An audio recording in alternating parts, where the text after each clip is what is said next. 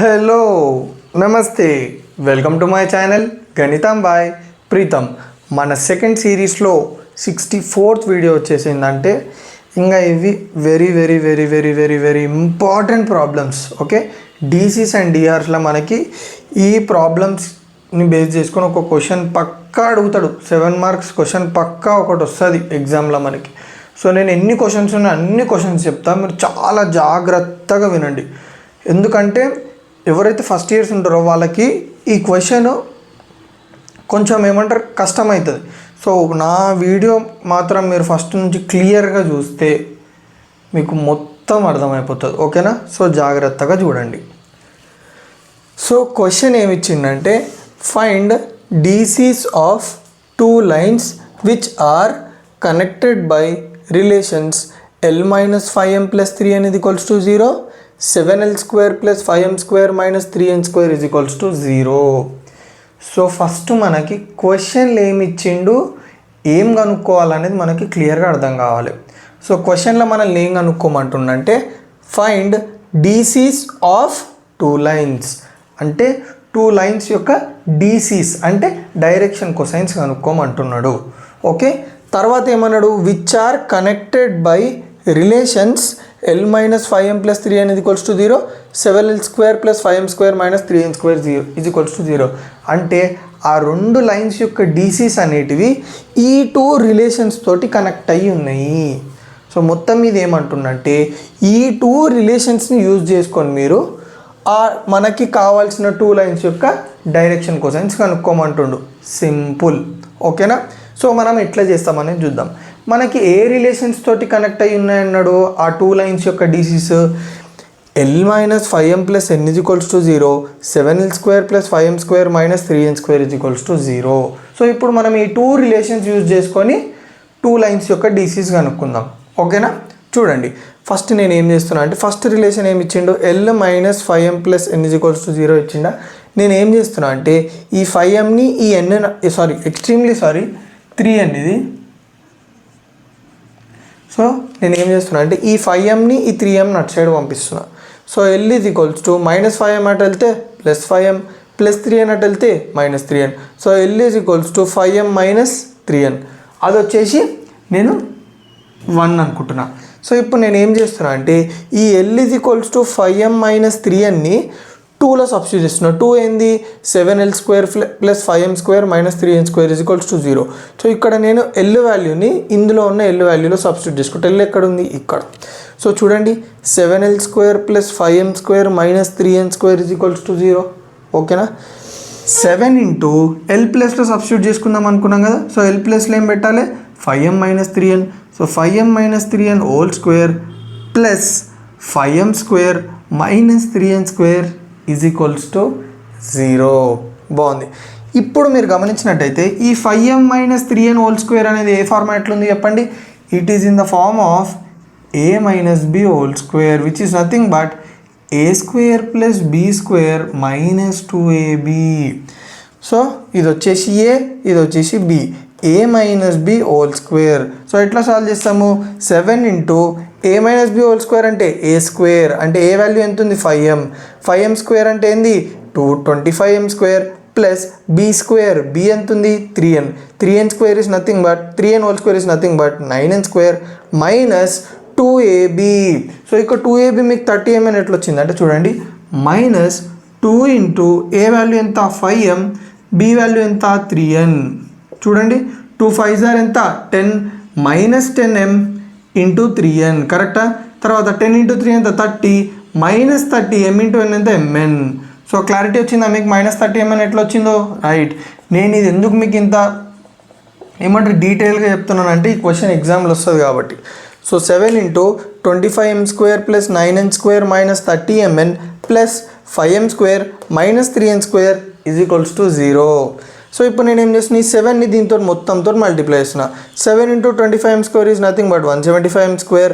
7 into 9n square is nothing but plus 63n square plus into minus 7 into 30mn is nothing but minus 210mn plus 5m square minus 3n square is equals to 0.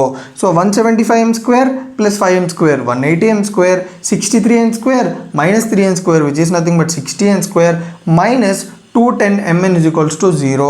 So ఇక్కడ క్లియర్గా అర్థమైందా? తర్వాతని students చాలామందికి చాలా problems వస్తాయి ఇక్కడ నుంచి. ఏంటంటే ఇంత పెద్ద ఈక్వేషన్ మనం ఎట్లా సాల్వ్ చేయాలి అని. సో ఇట్లాంటి ఈక్వేషన్స్ ఉన్నప్పుడు మనము కామన్ తీసుకోవడానికి ట్రై చేయాలి.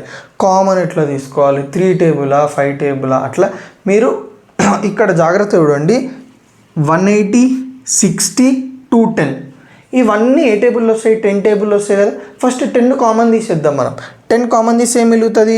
180 ఎప్పుడు పోతుంది 10లా 18. సో 18m స్క్వేర్ ప్లస్ 60 అంటే 6n స్క్వేర్ మైనస్ 10 టేబుల్లో 210mn ఎప్పుడు పోతుంది 21. So minus 21mn is equals to 0. తర్వాత నాకు ఏమొచ్చింది? ఈ 10 అటు పంపిస్తే 0/10 విల్ బికమ్ 0. సో నాకు ఏం మిగిలింది? 18m square plus 6n square minus 21mn is equals to 0. So ఇప్పుడు కూడా నేను కామన్ తీయొచ్చు. ఎట్లా చెప్పండి? 18 3లో వస్తుంది, 6 3లో వస్తుంది, 21 3లో వస్తుంది. సో నేను 3 కామన్ తీస్తే నాకు ఏమొస్తుంది? 3 of 6m square plus 2n square minus 7mn is equals to 0. So మళ్ళీ 3ని అక్కడ పంపిస్తే ఏమవుతుంది? 0/3 విల్ బికమ్ 0.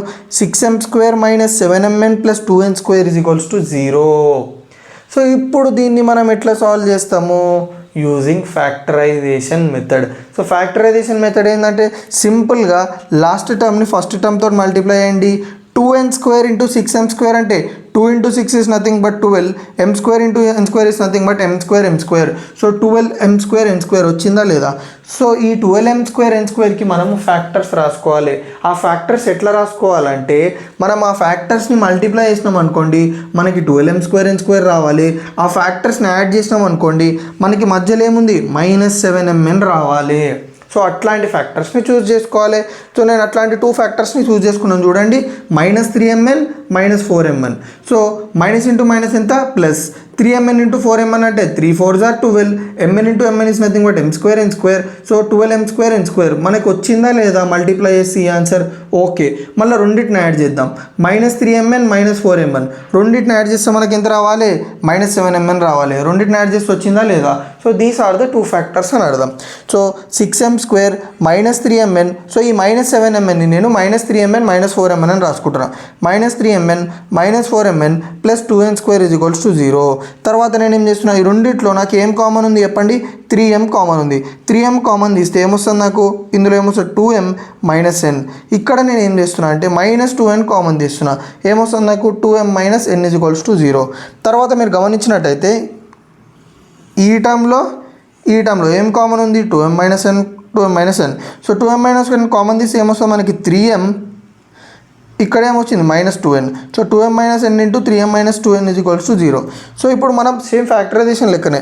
సో ఇప్పుడు ఈ రెండింటిని మల్టిప్లై చేస్తే 0 అవుతుందంటే దాని అర్థమైంది ఏదన్నా ఒకటి 0 ఉండాలి. So 2m -n is equals to 0, 2m is equals to n, m is equals to n/2. So m value ఎంత వచ్చింది నాకు? n/2. సిమిలర్గా 3m -2n is equals to 0, 3m is equals to 2n, m is equals to 2n/3. So క్లియర్గా అర్థమైందా? So ఇక్కడ నాకు m values ఎన్ని వచ్చినాయి? ఒకటి n/2 వచ్చింది, ఒకటి 2n/3 వచ్చింది.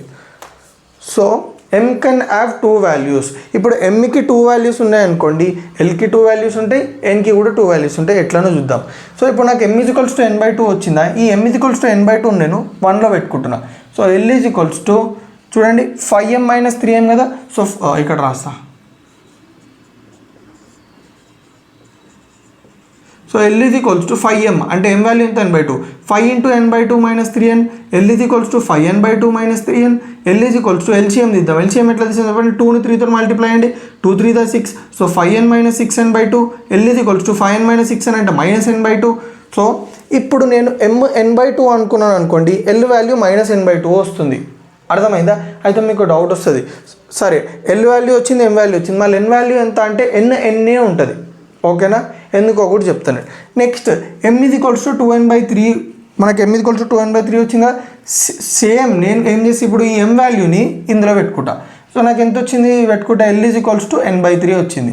ఓకే, ఇప్పుడు m 2n/3 అయితే l n/3 అవుతుంది. సో ఇప్పుడు మీరు గమనించినట్టయితే మనకి 2 సెట్ ఆఫ్ DCs వచ్చినాయి. 2 సెట్ ఆఫ్ DCs వచ్చినాయి. ఏంటివి చెప్పండి? Sorry DRs. ఏంటిది? -n/2 n/2 ఎట్లనో చెప్తా. ఫస్ట్ సెట్ ఎట్లా రాసుకుంటాం madam, L1, M1, N1 is equals to, so first నేను n/2 అనుకున్నాను అనుకోండి, L వాల్యూ ఎంత అవుతుంది -n/2. సో L వచ్చేసి ఎంత -n/2 L1. నెక్స్ట్ M ఎంత n/2, n ఎంత అంటే n ఉంటుంది, ఓకేనా, n మారదు. సో చూడండి -n/2 n/2 n. ఎందుకు అంటే ఇక్కడ మనం చూసుకోండి, మనకు ఆన్సర్ ఏ టర్మ్స్లో వచ్చింది, m = n/2 అంటే n టర్మ్స్లోనే ఉంది కదా, m n టర్మ్స్లోనే ఉంది, l n టర్మ్స్లోనే ఉంది అంటే n లెక్కనే ఉంటుంది, మారదు, ఓకేనా. ఎస్.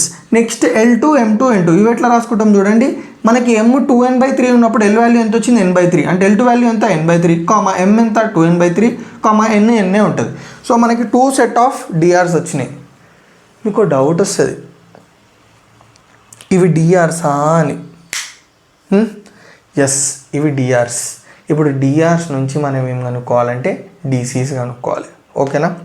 ఎట్లా కనుక్కుంటాం చూడండి, 3 real numbers a, b, c are said to be DRs of line having DCs L, M, n if L is to M is to n is equals to A is to B is to C. అయితే గమనించండి, ఒక 3 numbers ఏమన్నా ర్యాండమ్గా 3 members direction ratios అవ్వాలంటే condition ఏంటంటే L is to M is to n is equals to A is to B is to C అవ్వాలి.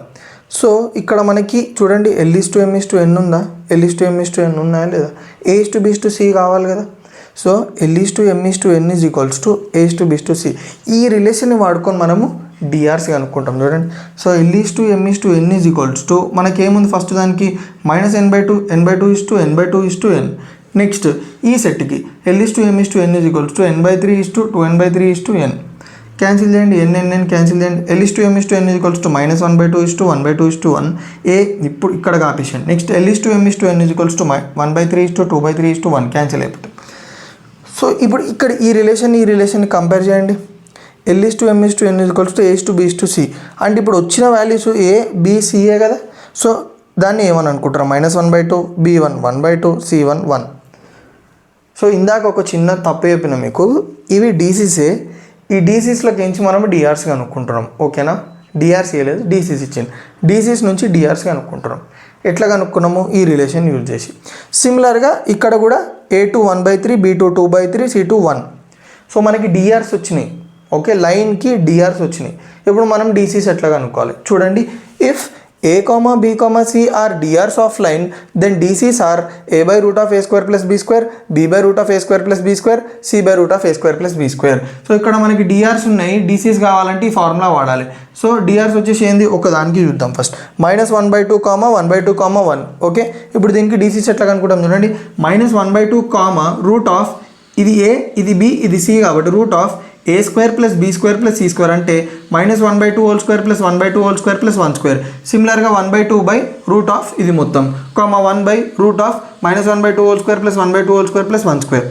నేను ఈ ఒకటే ఏమంటారు, ఈ పర్టికులర్ డిఆర్స్కి నేను డీసీ కనుక్కున్నా, ఇంకొక దానికి నేను డీసీస్ కనుక్కోలేదు దీనికి.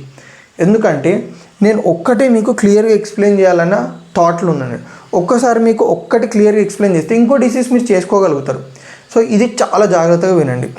డీసీస్ -1/2 √(-1/2) ఎంత చెప్పండి, -1/2 × -1/2 ఎంత, -1/2 × -1/2 ఎంత చెప్పండి, -1 × 1 + 1 2 × 2 4. సో 1/4 + 1/2 అంటే 1/4 + 1² అంటే 1.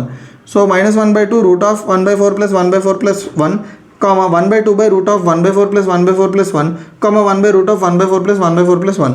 So DCs -1/2 √. ఇప్పుడు ఎల్సిఎం తీయండి, ఇక్కడ 1 ఉంది కాబట్టి ఎల్సిఎం ఏమొస్తుంది, సింపుల్గా మీది అంతా 1 + 1, ఈ 4 ఇక్కడ మల్టిప్లై అవుతుంది, 4 × 1 4/4.